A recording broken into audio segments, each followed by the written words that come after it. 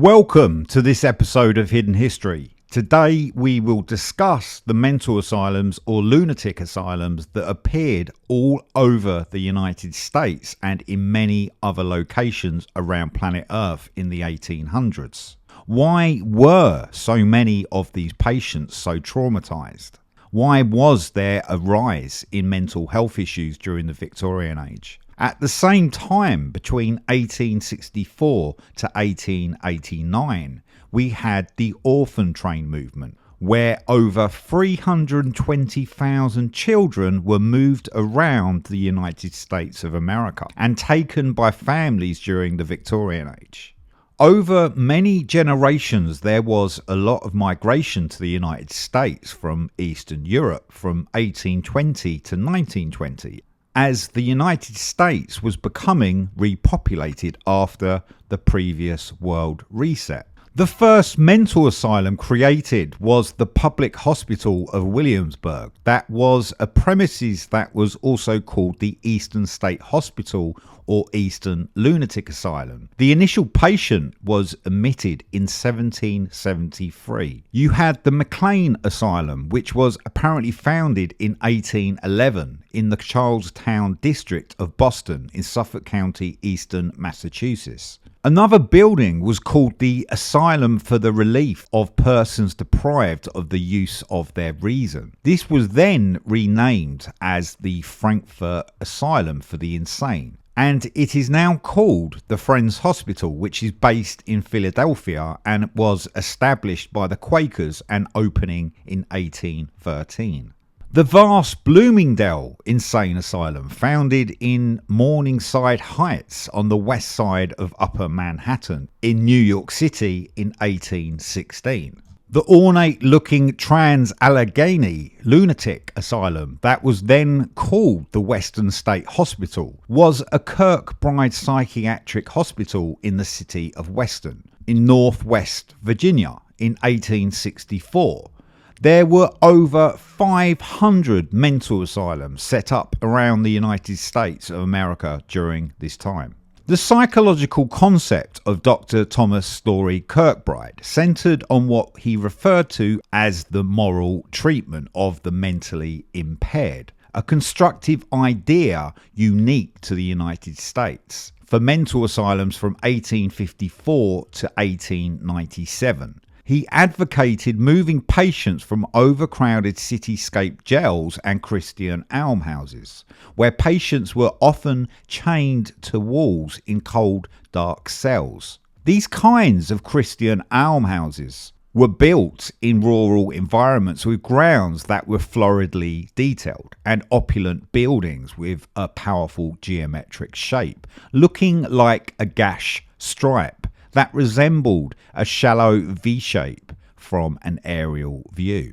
This design called for extended rambling wings that provided therapeutic sunlight and air to comfortable living quarters, so the buildings itself promoted curative effect, or as Dr. Thomas Story Kirkbride said, a special apparatus for the care of lunacies, whose grounds should be highly improved and tastefully ornamented. On page 56 of the Architecture of Madness, Insane Asylums in the United States, that Professor Carla Yanni wrote and was published by the Minnesota University Press in 2007. These facilities were designed to be entirely self-sufficient, providing the patients with a variety of outlets for stimulating cognitive and corporeal activities. The resolute Kirkbride Plan influenced the construction of over 300 similar facilities throughout North America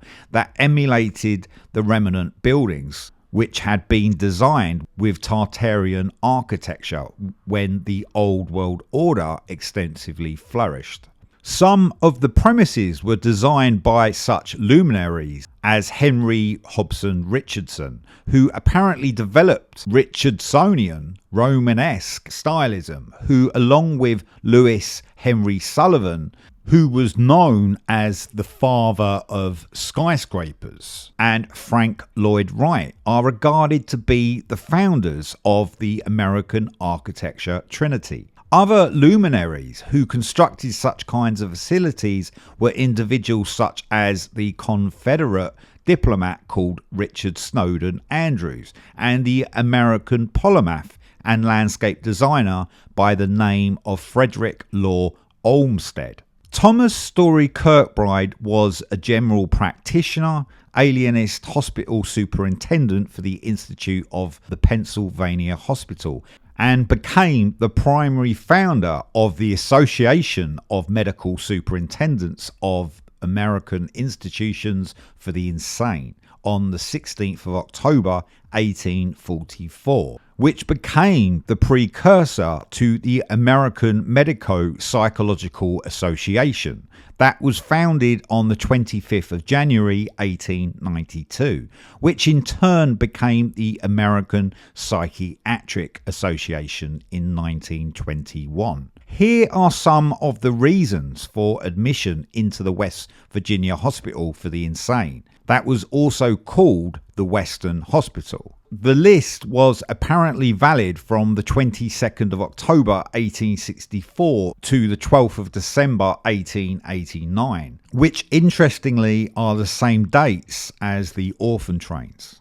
Patients were admitted for asthma, bad habits and political excitement, deranged masturbation, mental excitement, novel reading, overstudy of religion, and there was so much more. But it seemed anything that was out of the ordinary and you would have been admitted.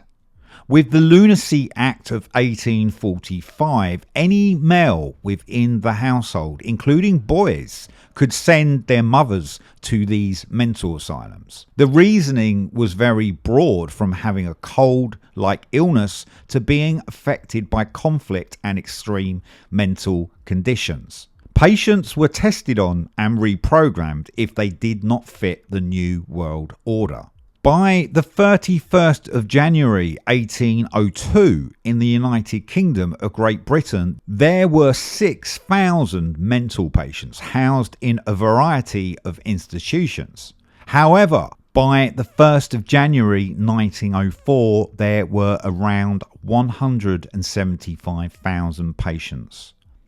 By the 31st of December 1895, nationwide procedures had been fully established for the management of insane asylums in most countries of the First World. From the 31st of December 1895, the United States had around 150,000 patients detained within these insane asylums. And by the 31st of December 1904, the United States had 250,000 patients in such premises. The word lunatic is derived from lunaticus, which is a word from the Latin language that is comprised of luna. This word means moon, and ticus means struck. This is why these words form the phrase moonstruck. Where did the belief originate from that each phase of the moon somehow connected with different kinds of mental sickness? Even times before the medieval period, the word lunatique was used in France and then became the word lunatic of today. Additionally, some of the classical Greeks defined individuals who had behavioral issues as treloi, or crazy people, who had become controlled by daimonica, the provider spirits, or who suffered from the influences of Selenos Drelos, or moon madness. All the mental asylums or lunatic asylums across the United States and mainland Europe, all over planet Earth, were built in the styles of Tartarian architecture from the Old World Empire, and they were used to recondition the American people during the socio-cultural beliefs of the Victorian age. As American society began to shift because of the Industrial Revolution, the Kirkbride Plan was created to reprogram people into the new industrial age. during this specific time, we are supposed to believe that every building was constructed, every rail track was laid, and electricity was suddenly invented, when in actuality it was actually just a reformatting of these old technologies. So we have to be aware of this bizarre transition so that human beings can remember our past, and then we can move forward positively into the future. Thanks for watching, everyone. I'll see you in the next one.